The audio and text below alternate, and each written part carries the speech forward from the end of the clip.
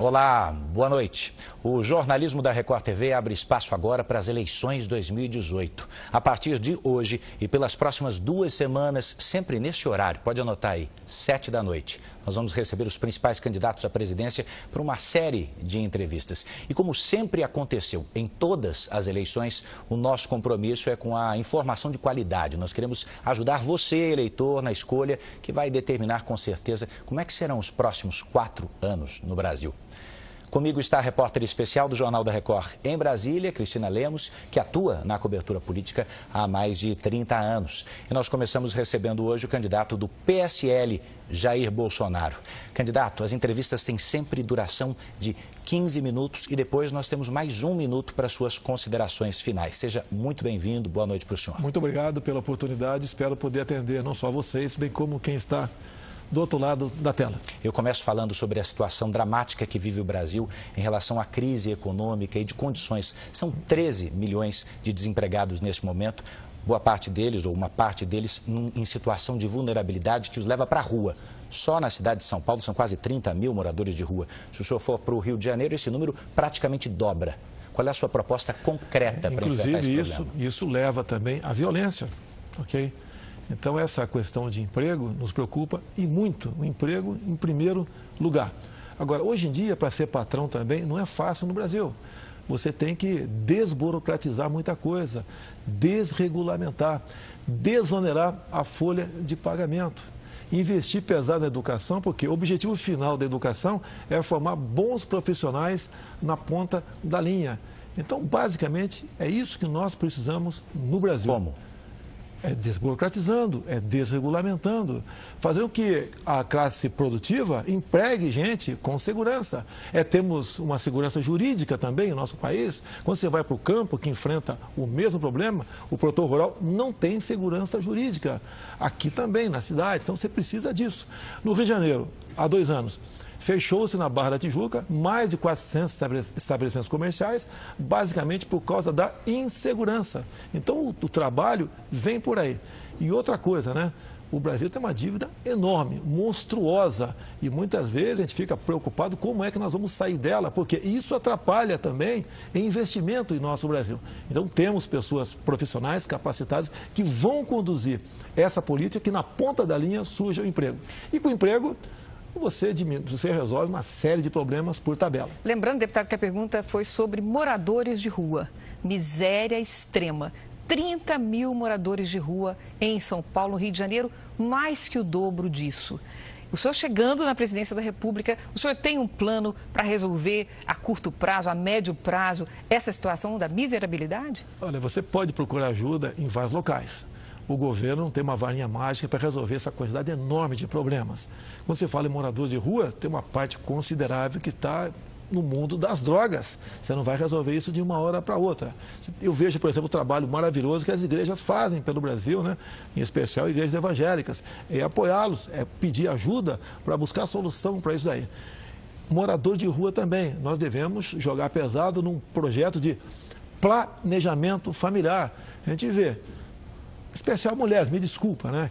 Quem engravida suas mulheres, obviamente, tá certo? Mas uma mulher que tem uma penca, mas o homem é mais irresponsável nessa questão, e morando em rua, a gente sabe disso, né? É uma penca de filhos, está grávida novamente. A responsabilidade para as mulheres? Não, negativo. Eu estou falando que quem engravida são as mulheres, meu Deus do céu. Não sabia. É difícil você falar qualquer coisa do Brasil, vem o politicamente correto em cima da gente. Estou falando uma realidade aqui.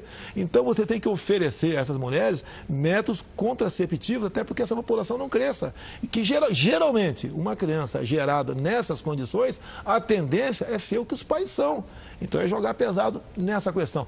Casas de abrigos. Agora, você tem problema na legislação também. Muitas vezes você não consegue recolher para essas casas de abrigo porque a justiça lhes dá o direito de ir e vir e rapidamente, menos de 24 horas, estão na rua novamente. A ideia, candidato, talvez aqui também seja aprofundar um pouco as suas propostas, porque o diagnóstico parece um tanto quanto raso. A burocracia é um problema, desregulamentação de alguns setores. A questão é como fazer. Mas deixa eu avançar, o senhor já citou a questão da criminalidade, também na esteira da desigualdade social. O senhor está no 7º mandato como parlamentar, deputado federal pelo Rio de Janeiro, um lugar que vive uma crise gigantesca de segurança pública, tanto que está com intervenção federal. O seu eleitor setor médio pode vir a dizer que não sabe o que o senhor fez de fato para combater essa crise na segurança pública ao longo dos últimos 28 anos. Como é que o senhor pode querer resolver o problema da segurança no país inteiro? Se o senhor não tem um exemplo concreto no Rio. A questão de segurança dentro do Estado compete ao respectivo governador. Eu nunca fiz parte de equipe de governador nenhum no Rio de Janeiro, até que se tivesse participar de alguns, com toda certeza estaria em preso. As emendas parlamentares minhas, muitas delas são voltadas para as Forças Armadas, que é a minha origem. Na verdade, são 7 milhões por ano que eu tenho liberdade para botar aqui, lá, colar. Agora, tenho dezenas de projetos de lei que visam combater a questão da insegurança. Por exemplo, copiando os Estados Unidos, a lei dos 3 crimes. Lá são 25 anos após o elemento cometer o 3º crime. Que sejam 3 furtos. A minha proposta aqui é passar para 10 anos. É jogar pesado no tocante à progressão de pena. Não podemos continuar vivendo com saidões. Eu não tenho pena desse tipo de gente. Eu acho que tem que ter um tratamento até digno dentro do presídio, buscar recuperação, porque a gente sabe quem é indigno atualmente. Nós sabemos quem é indigno, tá? Buscar recuperação, mas isso não é fácil. A própria Constituição está nas cláusulas pétreas, um apenado, né? Para ele é proibido o trabalho forçado. Você não pode forçar o elemento a trabalhar. Tá? Então tem muita coisa que você tem que tratar dessa área. Tenho projeto sim, só que eu sempre fui o patinho feio dentro da Câmara. Nunca tive a simpatia, em especial do último governo PT, 13 anos, para aprovar qualquer projeto de minha iniciativa. Deputado, o senhor me permite só colocar o senhor adiante algumas declarações que o senhor fez, só para refrescar a sua memória e a do nosso telespectador. Algumas um tanto quanto polêmicas. Por exemplo, fui num quilombo e o afrodescendente mais leve lá pesava 7 arrobas. Nem para procriar ele serve mais. Outra. Não vou combater nem discriminar, mas se eu vir 2 homens se beijando na rua, vou bater. Posso responder uma? Vamos lá. Primeiro, essa segunda você não acha em lugar nenhum. Mentira. Não procede. Mentira. É a primeira, com relação ao afrodescendente. A primeira, eu conheci o cara, brinquei com ele, inclusive. Era uma brincadeira. Se você vê nas imagens, lá no clube que eu dei essa palestra no Rio de Janeiro, eu estava sorrindo. Agora, o que os quilombolas querem? Eles querem uma nova lei áurea. Eles não querem continuar sendo tutelados pelo Estado. Eles querem explorar a sua terra da melhor maneira possível. Alguns querem ainda, se for o caso, vender essa propriedade. Somos em torno, se não me engano, 600 quilombolas no Brasil e crescendo esse número assustadoramente. Não podemos criar uma nova reserva para os afrodescendentes. Tem direito? Tem, vamos cumprir a lei. Mas eles têm que ter liberdade de fazer o que bem entende na sua terra. A próxima frase. Tive 4 filhos homens. Na 5ª eu dei uma fraquejada e veio mulher. Uma brincadeira, como os homens fazem. Está brincando bastante, né? Não, mas você tem... Eu sou uma pessoa bastante... Mais uma frase, então, aproveitando. Eu sou uma pessoa bastante extrovertida. Se foi um comentário infeliz, me desculpe as mulheres, do fundo do coração. É a filha... Essa filha é algo diferente na minha vida. O senhor pediria desculpa para a deputada Maria do Rosário? Ela teria que primeiro pedir desculpa, né, aos familiares que tiveram a sua filha estuprada e assassinada por aquele bandido chamado Champinha. Ela estava defendendo o estuprador, Champinha, dizendo que qualquer crime dessa natureza, praticado por menor de 16, 17 anos, a pena tem que ser à luz do ECA e não à luz do Código Penal nosso, que eu tento mudar há muito tempo, que se configura na redução da maioridade penal. O que aconteceu ali... A Justiça chama de ato reverso. Ela real no Supremo por esse motivo, o Supremo, né? Lamento, quem me levou essa proposta para lá foi a senhora Ela Vieco, uma petista de carteirinha, que foi pego logo depois de ter me denunciado lá em Portugal com a faixa fora Temer. E mais ainda, né? O PT, em documentos oficiais, que temos comigo, né? Eles sempre lutam para buscar caçar o meu mandato, porque eu sou um empecilho ao prosseguimento do PT. Tanto é verdade que hoje em dia... Só um minutinho, para concluir esse raciocínio ainda da questão da Maria do Rosário, eu queria colocar para o senhor o seguinte, naquele bate-boca com a deputada, o senhor disse que ela não merecia ser estuprada porque ela era feia, não fazia seu gênero, ela chamou de vagabunda, etc. O senhor imagina se a sua mulher estivesse colocada numa circunstância como essa? Minha mulher jamais teria a educação, jamais a minha esposa teria esse linguajar da senhora Maria do Rosário. Ela defendendo um estuprador e homicida e me chama de estuprador. Mais ainda, olha só, há 2 anos e pouco nós votamos uma proposta de emenda à Constituição para reduzir a maioridade penal para quem pratique crime como estupro. A senhora Maria do Rosário votou contra. O recado que ela dá, a senhora Maria do Rosário dá para todas as mulheres do Brasil é o seguinte: menores de idade, pode continuar estuprando e matando, que você vai ser punido à luz do ECA. E nós sabemos que a cada 6 meses, um elemento que está lá recolhido numa casa essas casas chamadas FEBEM, Fundação Casa, ele é submetido a uma nova avaliação e mais de 90% vão para a rua após 6 meses. O que eu quero é que o menor estuprador, bandido, vá para a cadeia. Então, se eu exagerei ali, pode até havido exagero. Foi um ato reverso, mas estava defendendo, sim, as mulheres desse crime, que é um dos crimes mais hediondos que tem no Brasil, que chama-se estupro. Sem dúvida. Eu te pergunto, após essa correção da PEC, quem é que defende a mulher, eu ou ela? Vamos falar sobre a área administrativa. O senhor disse que não teve a possibilidade de concorrer ao Executivo, não teve um cargo no Executivo, mas o senhor tem condições dentro do seu gabinete de gerir a verba pública, o dinheiro, da maneira que achar melhor. E, inclusive, na contratação de funcionários. O senhor acabou de citar a sua esposa, eu queria lembrar aqui ao senhor e ao telespectador que ela foi contratada por mais de 1 ano no seu gabinete quando vocês namoravam. 2 meses depois vocês se casaram. 5 meses depois do casamento ela foi promovida ao cargo que é considerado o mais alto do gabinete. Você está completamente equivocado. Me parece, deputado. 2 meses depois do casamento ela foi embora. 2 meses após o casamento. E ela podia continuar. Me permita só fechar a pergunta. Parece ao eleitor médio um caso clássico de nepotismo. O senhor já disse que foi decisão do líder do partido, o que poderia ser enquadrado como nepotismo cruzado. Eu lhe pergunto se a contratação da sua esposa, nesse caso, ela foi por competência ou por amor? Ela trabalhava trabalhou para 2 outros deputados em Brasília. Depois veio trabalhar e foi para a liderança do partido. Quando me casei com ela, eu consultei a Câmara, que já existia a lei do nepotismo. Se ela poderia continuar ou não. A adesão da Câmara que sim. Por quê? Porque quando eu casei com ela, já estava empregada. E 2 meses depois, então, nós resolvemos como um acordo que ela fosse demitida. Então, não existe nepotismo nessa situação. A propósito de Agora, logicamente, que o amor se faz presente. Eu não vou te dizer que não. Continuo apaixonado até hoje por ela. A propósito dessa questão de demitir funcionário, etc., o senhor considera que o fato de o senhor ter demitido a Val é uma satisfação pública satisfatória para a suposta funcionária fantasma que o senhor mantinha? Primeiramente, né? Você não pode falar em fantasma. Pela primeira vez, coisa rara ser questionado sobre isso. Tudo começou no dia 10 de janeiro desse ano, quando a Folha de São Paulo, um casal de repórteres, esteve na Vila Histórica de Mambucaba, a 40 quilômetros de Angra dos Reis, e no dia seguinte publicou que pegaram uma fantasma minha lá. Só que você pega o boletim administrativo da Câmara, tá? De 19 de dezembro do ano passado. Lá publicou as férias da senhora Val, de 26 de dezembro a 24 de janeiro. Então, no dia 10 de janeiro, a senhora Val estava de férias. É uma injustiça enorme que a Folha de São Paulo cometeu contra uma senhora, uma mulher respeitada, que tem um marido que sofre sérios problemas, que ganhava R$ 1.300 por mês.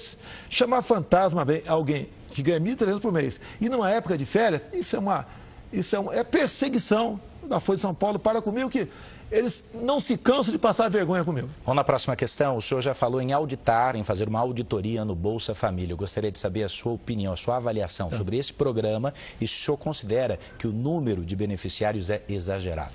Olha só, o programa tem que ser mantido. Tá? Eu tive uma experiência junto com um ex-prefeito da cidade de Marau, Rio Grande do Sul. Ele fez uma auditoria no seu município. Números aproximados. 1/3 era fraude. O pessoal pediu para sair, para evitar responder um processo. Por quê? Ele era uma pessoa, desculpa aqui, como nós. Tinha emprego, né, e estava na fraude. O outro 1/3 ele conseguiu reinserir no mercado de trabalho. E o terço restante, por questão humanitária, ele manteve. O número, pelas potencialidades do Brasil, para aquilo que nós podemos aqui esperar do Brasil, é exagerado. Ninguém quer perseguir quem recebe Bolsa Família. Aquele senhor, aquela senhora que recebe e não tem como sobreviver, eu acho que é até mais do que manter. Você tem que aumentar o Bolsa Família com o recurso que sai daqueles que vão sair por fraude. Então, é um programa que nós temos que mantê-lo e, por questão humanitária, obviamente, olhar com muito carinho. Deputado, uma das principais preocupações da população é com a situação da saúde pública. O que traz o seu programa de governo neste quesito? Olha só, isso aí é um ponto que me difere de todos esses candidatos e os que no passado foram presidente da República. O grande problema do Brasil são as indicações políticas. Me desculpe, Cristina, talvez você não saiba o nome do atual ministro da Saúde. E nós deveríamos saber, até pela sua competência. São indicações políticas. E essas indicações políticas são para atender o partido. E com essa indicação política, repito, leva então aquela pasta à ineficiência e à corrupção. Então, um bom ministro da Saúde é o que vai tratar desse assunto com o devido zelo. E outro, teremos que ter um ministro da saúde, não um ministro da doença. Um ministro que invista na saúde básica e na prevenção. Essa é o macro da nossa proposta para tratar desse assunto. Nós estamos próximos de terminar, candidato, e existe uma questão que paira no ar e no meio político sobre um suposto indulto do presidente Lula, que envolveria outros partidos. O senhor conhece esse plano? O que existe de concreto? O que o senhor sabe sobre essa história? Conheço, um minuto para o senhor conheço. responder. Isso é como se chama no quartel, o boletim das baias, né? Nós sabemos, né? Então, o que os grandes partidos querem, o Centrão e a esquerda para o lado de lá, é um indulto para o Lula e o pessoal da Lava Jato, que seria o compromisso do presidente eleito, não meu, do eleito. Por outro lado, eles jogam também, porque é indicação política, os ministros para o Supremo Tribunal Federal, é uma reinterpretação da perda da liberdade após a condenação em segunda instância. Então, o que está em jogo no momento é o indulto, o fim da Lava Jato, que vem sendo costurado nos meandros da Câmara e dos partidos, para quem, porventura, chegar lá, levar avante essa proposta para botar em liberdade. Beneficiaria quem mais? Beneficia o Lula e todos envolvidos na Lava Jato. Ok? Todos condenados na Lava Jato. O senhor inclui quem? Pessoas do PSDB, do MDB? De todos os partidos que tiveram pessoas citadas até agora. PRB, PR, PP, que eu já fui do PP também, PMDB, PT. Todo mundo está nessa... E a sua opinião sobre isso? Você não pode, isso aí você acaba com o poder judiciário do Brasil. Seremos um país sem lei. Com que moral você vai prender um ladrão um cara que roubou um carro aí fora, deixando em liberdade quem desviou bilhões do nosso Brasil? Candidato, o fim da sua resposta coincide com o fim do seu tempo e a gente tem agora 1 minuto para suas considerações finais. Bem, o que eu acho que o Brasil precisa, né?